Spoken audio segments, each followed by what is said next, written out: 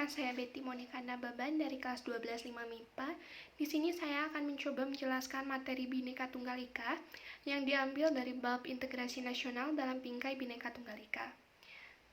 Nah, sebelumnya, makna dari Bhinneka Tunggal Ika itu sendiri yaitu walaupun berbeda-beda tetapi tetap satu jua, atau boleh disingkat seperti kebersatuan dalam keberagaman.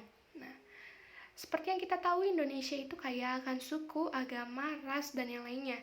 Namun segala perbedaan itu tidak menjadi masalah atau tidak menjadi perdebatan, melainkan menjadi suatu perekat bagi bangsa Indonesia untuk menjadi bangsa yang bersatu, adil, sejahtera, dan makmur. Nah, tentunya masyarakat juga harus paham akan adanya persatuan dalam keberagaman tersebut, karena apabila tidak dipahami bisa menimbulkan suatu permasalahan. Nah, tetapi apabila masyarakat paham, hal-hal seperti berikut dapat terwujudkan. Yang pertama, kehidupan yang serasi, selaras, dan seimbang. Yang kedua, ada pergaulan antar sesama yang lebih akrab. Nah, ketika kita mempunyai perbedaan dengan teman-teman kita, tentunya baik perbedaan suku, agama, ras, atau yang lainnya, kita tidak menjadikan hal itu permasalahan. Kita tidak harus memilih-milih ketika saya sama suku dengan si A, jadi saya harus berteman dengan si A, tetapi saya tidak sama suku dengan si B, jadi saya tidak boleh berteman dengan si B. Nah, konsepnya tidak seperti itu, melainkan kita harus bisa merangkul semua teman kita yang memiliki perbedaan. Justru perbedaan itu terasa lebih indah ketika kita saling melengkapi dengan adanya kehadiran satu sama lain. Nah, selanjutnya, perbedaan yang ada tidak menjadi sumber masalah. Nah, memang perbedaan itu harusnya tidak dipermasalahkan ya, baik perbedaan apapun itu, karena ketika kita punya perbedaan, misalkan saya tidak bisa melakukan sesuatu hal, tetapi teman saya bisa melakukannya, tentunya dia akan membantu saya, begitupun sebaliknya. Nah, dengan adanya perbedaan, justru kita belajar untuk saling melengkapi satu sama lain, dan bisa menjadi lebih akrab, lebih dekat dengan teman-teman kita.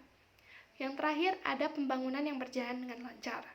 Tentunya kehidupan tidak akan berjalan dengan semulus atau semudah itu. Nah, tentunya pada kenyataannya di Indonesia masih banyak sekali konflik yang mengatasnamakan agama, suku, ras, golongan, atau yang lainnya.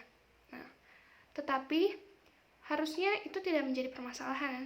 Tapi jika perselisihan tersebut diakibatkan berkaitan dengan hukum, nah negara kita sudah mengaturnya dalam Undang-Undang Dasar tahun 1945 pasal 28D ayat 1 yang berisi setiap orang berhak atas pengakuan, jaminan, perlindungan dan kepastian hukum yang adil, serta perlakuan yang sama di hadapan hukum. Nah, dengan demikian permasalahan yang terjadi dapat dihindari dan setiap warga negara bisa diberikan perlindungan hukum tanpa membeda-bedakan latar belakang, asalnya, atau siapapun dia. Nah, tetapi pada intinya dan pada akhirnya, mempersatukan masyarakat yang beragam diperlukan toleransi yang tinggi. Nah, caranya boleh dengan saling menghargai, menghormati, atau hal-hal yang lainnya, hal-hal kecil lainnya, untuk menjaga perbedaan tersebut. Nah, mungkin sekian dari saya. Mohon maaf bila banyak kekurangan. Terima kasih atas perhatiannya. Sampai jumpa.